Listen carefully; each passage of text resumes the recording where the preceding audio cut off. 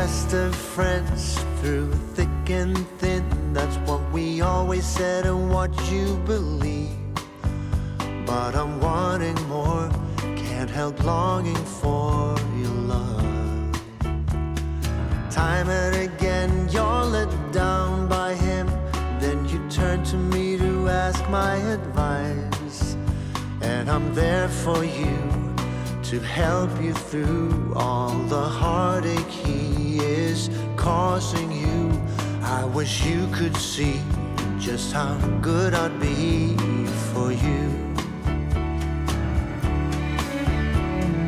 I keep on waiting for life to begin, for you to love me the way you love him.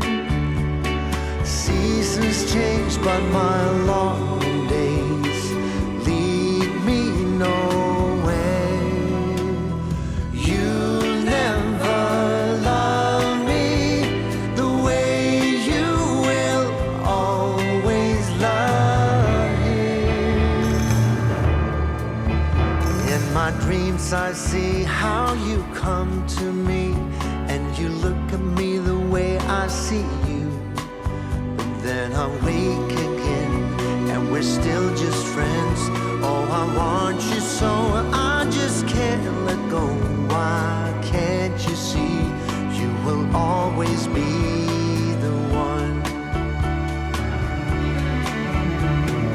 I keep on waiting for life to begin, for you to love me the way you love him.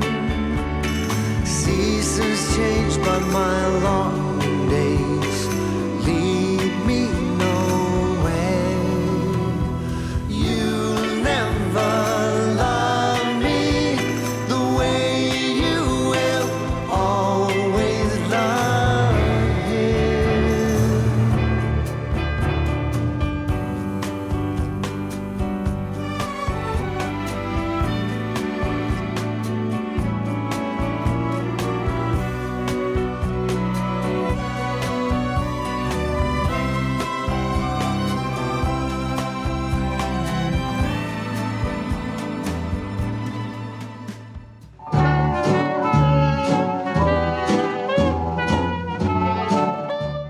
Hello everyone, welcome back. As expected, things got really ugly really quickly, but that is all part of the process, so nothing too unexpected. Quite a lot has happened over the last 72 days since I started filling this tank, so I'm going to go over everything in order, just in case you got a little bit confused by the introductions timeline.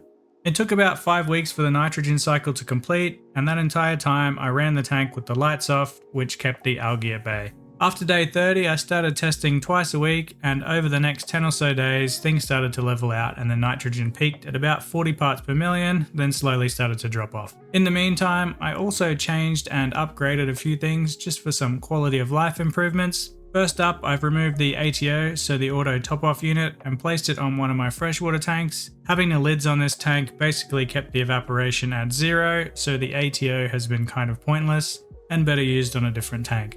If I ever go on holidays though, or change types of lids, I'll end up putting it back on, so it's definitely there as a spare when I do need it. The other thing that has also changed is the canister filter. I changed to an Oase Biomaster 250 for two reasons. The first reason is because it has a really quick access pre-filter, and the second is that it has a slot for a heater, which means I now have space for a backup heater in case my inline heater fails. So inside the canister filter, I just moved everything across from my Sun filter, so it's just running a full stack of ceramic bio rings, a small bag of carbon, and a little bit of live rock as well. I've also had to move the filter from the right hand side of the tank to the left hand side, as the Biomaster was a little bit wider and didn't quite fit in the spot, so I didn't really want to make that change, but I didn't really have a choice either, so it's moved to the opposite side of the tank. I also got a second wave maker, and this one is a tiny Haiger HD951. It's a great little pump, has really low wattage, and it's another backup to have. Again, same old saying. As well as that, I also decided to add a DIY Kato algae reactor. This thing's been really awesome, and it's got my nitrates down to about 0, which is not exactly ideal, so I want to keep them at around 15 parts per million, but it's really interesting how quickly this dropped them.